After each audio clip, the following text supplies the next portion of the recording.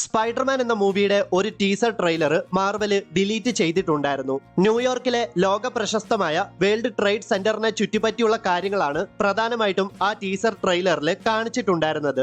Actually ന്യൂയോർക്കിലെ world Trade centre അറിയപ്പെടുന്നത് twin towers എന്നാണ്. 2002 മെയ് 24-നാണ് സ്പൈഡർമാൻ എന്ന മൂവി റിലീസ് ചെയ്യുന്നത്. എന്നാൽ 2001 സെപ്റ്റംബർ 11-ന് ഒരു ടെററിസ്റ്റ് അറ്റാക്കിൽ വേൾഡ് ട്രേഡ് സെന്റർ നശിക്കപ്പെടുകയുണ്ടായി. അനേകായിരം ജനങ്ങൾ മരിക്കാനിടയായ വേൾഡ് ട്രേഡ് സെന്ററിലെ ടെററിസ്റ്റ് അറ്റാക്ക് കാരണം സ്പൈഡർമാൻ എന്ന മൂവിയിൽ ചിത്രീകരിച്ച വേൾഡ് ട്രേഡ് സെന്ററിനെ പറ്റിയുള്ള എല്ലാ കാര്യങ്ങളും മാർവല് ഫൈനൽ കട്ടിൽ നിന്ന് ഡിലീറ്റ് ചെയ്യുകയാണ് ഉണ്ടായത്. എന്നാൽ വേൾഡ് ട്രേഡ് സെന്ററിനെ മൊത്തത്തിൽ അങ്ങ് നീക്കം ചെയ്യാൻ മാർവല് തയ്യാറായില്ല. സ്പൈഡർമാന്റെ ഒരു വെബ് സ്വിംഗ് സീനിൽ അദ്ദേഹത്തിന്റെ കണ്ണുകളിൽ ട്വിൻ ടവേഴ്സ് റിഫ്ലക്ട് ചെയ്യുന്ന ഒരു ഷോട്ട് മാർവല് നമുക്ക് കാണിച്ചു തന്നു. ആക്ച്വലി ആ ഒരു സീൻ സൂചിപ്പിക്കുന്നത് ടോബി മാഗ്വയറിന്റെ സ്പൈഡർമാൻ യൂണിവേഴ്സിൽ വേൾഡ് ട്രേഡ് സെന്റർ അഥവാ ട്വിൻ ടവേഴ്സിൽ ടെററിസ്റ്റ് അറ്റാക്ക് നടന്നിട്ടില്ല എന്നതായിരിക്കാം.